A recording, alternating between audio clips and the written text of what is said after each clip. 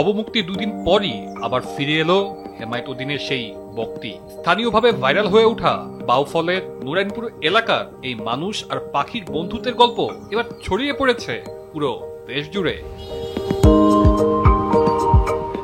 4 মাস আগে ঝড়ের দিনে গাছ থেকে পড়ে যায় বকের একটি ছানা। গুইসাপের আক্রমণে আহত হতেই সেটিকে উদ্ধার করে নিজের সন্তানের মতো পরিচর্যা করেন স্থানীয় হেমায়েতুদ্দিন। এরপর থেকেই বকটি হেমায়েতের দোকান আর বাড়িতেই থাকত। সামাজিক যোগাযোগ মাধ্যমে ছড়িয়ে পড়া সেই ভিডিওতে দেখা যায় দোকানে দোকানে ঘুরে বেড়াচ্ছে বক। কখনো হেমায়েতের হাতে খাবার খাচ্ছে, আবার কখনো তার কাঁধে বসে আছে। বিষয়টি নজর কাড়ে বন বিভাগেরও। পরে তারা বকটিকে অবমুক্ত করে দেয় প্রাকৃতিক পরিবেশে। আমরা জানতে পারি যে নুরাইনপুরে হেমায়েতুদ্দিনের কাছে একটি বক দীর্ঘদিন ধরে লালিত পালিত হচ্ছে। তার প্রেক্ষিতে আমরা ঘটনাস্থলে যাই এবং বকটিকে উদ্ধার করে ঠিক তার দোকানের পাশেই বকের বাড়ি নামে খ্যাত, সেখানে আমরা বকটিকে অবমুক্ত করি। কিন্তু বকটিকে ছেড়ে দেওয়ার পরই শুরু হয় অন্য এক নাটকীয়তা। খাওয়া দাওয়া বন্ধ করে দেয় বক। একই সাথে হেমায়েতও কষ্টে পড়ে যান মানসিকভাবে।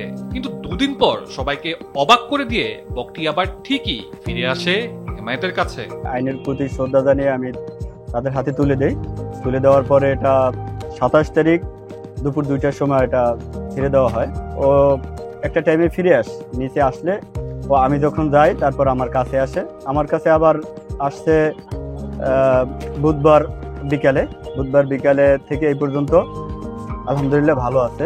স্থানীয়দের কাছে ঘটনাটি শুধু মানুষ আর পাখির বন্ধুত্ব নয়, বরং ভালোবাসার প্রতি আস্থার আরেকটি উদাহরণ।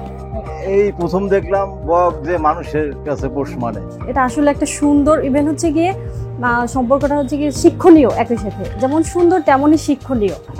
তারপরে হঠাৎ করে একদিন দেখি বকটা আবার আসছে এই জায়গায় নিজের ইচ্ছা, তখন খুব আমাদের দেখতে আবার ভালো লাগে। এমন হৃদয় ছোঁয়া গল্প ছুঁয়ে গেছে সবার মধ্যে। হেমায়েত চান বকটি যেন তার কাছেই থাকতে পারে নিরাপদে। মানুষ আর পাখির এই অদ্ভুত মমতার বন্ধন এখন শুধু নুরাইনপুর নয়, আলোচনার বিষয় হয়ে উঠেছে পুরো পটুয়াখালীর মানুষের মুখে মুখে। তানজিলুর রহমান তুষার, বৈশাখী সংবাদ।